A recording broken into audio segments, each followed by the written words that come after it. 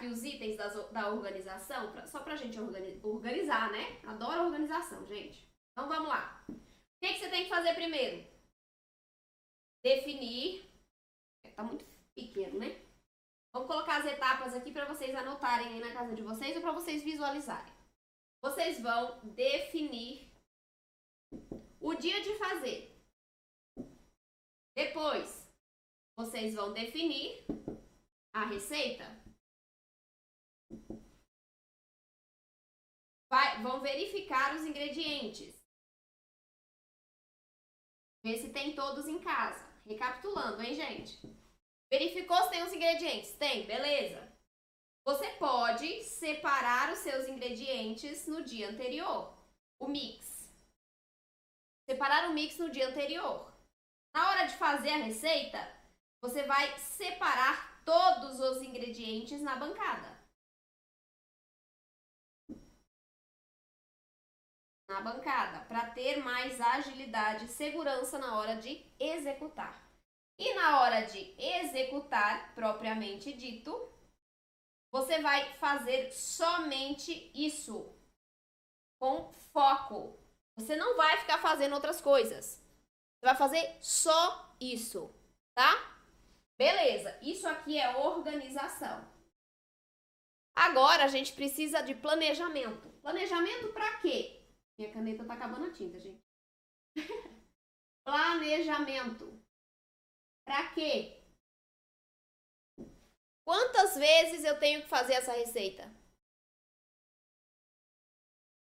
Quantas vezes na semana eu preciso fazer receita? Quais receitas eu preciso fazer na semana? Com planejamento, você planeja as receitas. Vamos lá, quantidade de receitas por semana ou a cada 15 dias, então quinzena. A cada quinzena ou a cada semana. Isso aqui vai te determinar o estoque. Quanto de ingrediente eu tenho que ter para fazer X receitas por mês, X receitas por semana. Isso é planejamento, para você não ficar sem. Nem toda a farinha você vai comprar no supermercado da esquina. Tem muita farinha que a gente compra por onde? Pela internet. E se a gente não se planeja, a gente fica sem essa farinha. Por exemplo, eu compro a farinha de trigo sarraceno pela internet. Então, eu sempre estou verificando o meu estoque, porque eu uso muito essa farinha, para saber quando é que eu tenho que comprar para eu não ficar sem. Psyllium eu compro também pela internet. Então, eu sempre estou verificando, eu já conheço a minha quantidade de produtos semanais e quinzenais, eu sei quantas receitas eu faço e consumo por mês. Então, eu consigo me planejar para eu nunca ficar sem nenhum produto, nenhum ingrediente. Assim eu agilizo o tempo. Eu ganho tempo com isso. Gente, eu também trabalho fora. 40 horas semanais eu trabalho fora. Mas eu nunca fico sem pão. Agora, inclusive, tem uma cuca inteirinha dentro da minha geladeira. Tem um bolo inteirinho dentro do pote que tá aqui atrás. Por quê? Porque eu me planejo. Eu não deixo acabar para eu fazer. É isso que você tem que pensar. Bom, se eu consumo um pão por semana, então, no final da semana eu já tenho que fazer para a próxima. Se você não se planeja, você se perde. Você esquece de fazer, você esquece de comprar o ingrediente e aí você fica sem.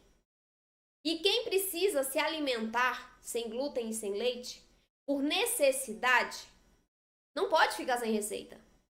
Vai comer o quê?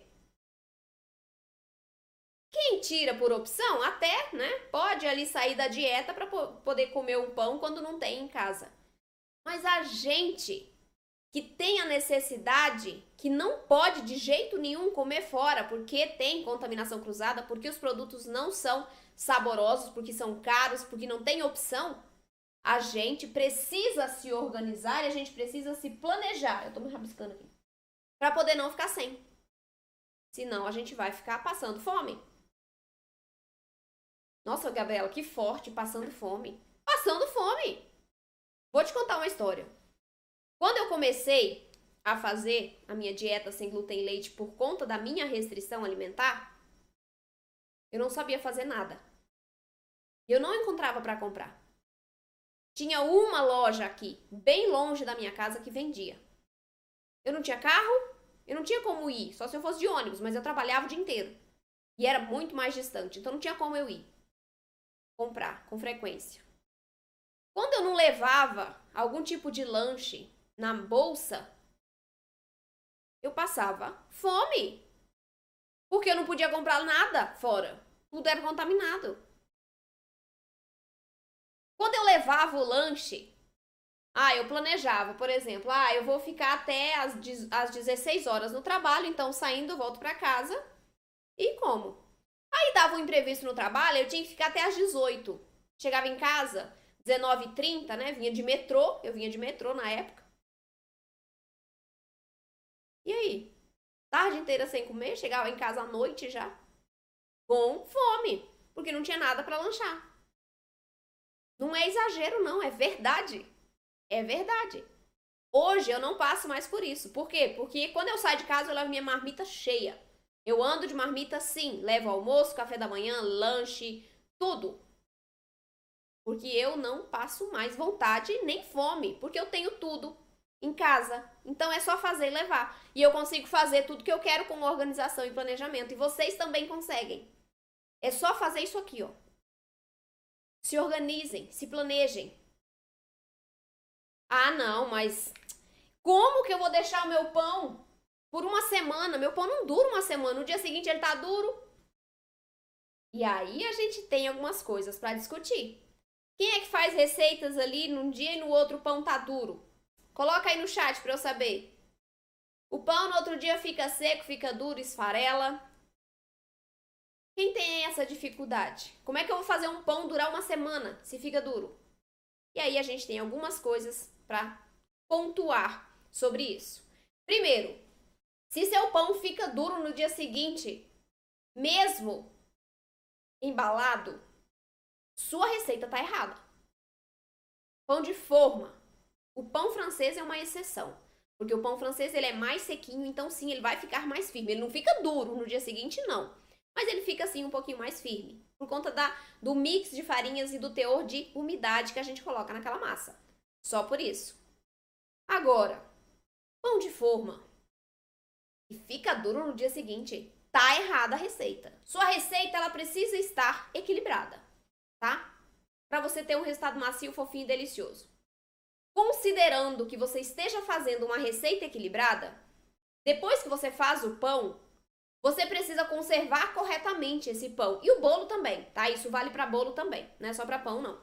Você precisa conservar corretamente, senão sim, a chance de ele ficar mais seco, mais firme no dia seguinte, existe. Existe, tá? Então você precisa aprender a armazenar.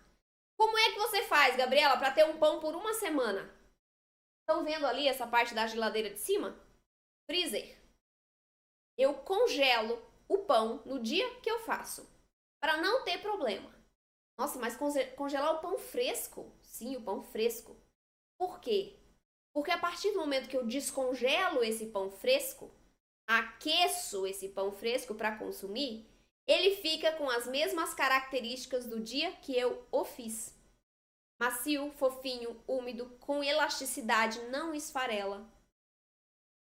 Então não é só saber fazer a receita, é entender a receita, saber como conservar, saber como consumir. Gostou desse conteúdo? Quer conhecer um método que conseguiu transformar os meus alunos e alunas em pessoas capazes de fazerem os seus pães e bolos perfeitos, sem glúten e sem leite, para você também ser capaz de conseguir fazer um pão macio, fofinho, que realmente tenha gosto de pão, um bolo macio, cheiroso, que perfuma a casa inteira, para você não passar mais vontade? Então comente método aqui abaixo que eu vou te enviar o link de uma página com todas as informações sobre ele.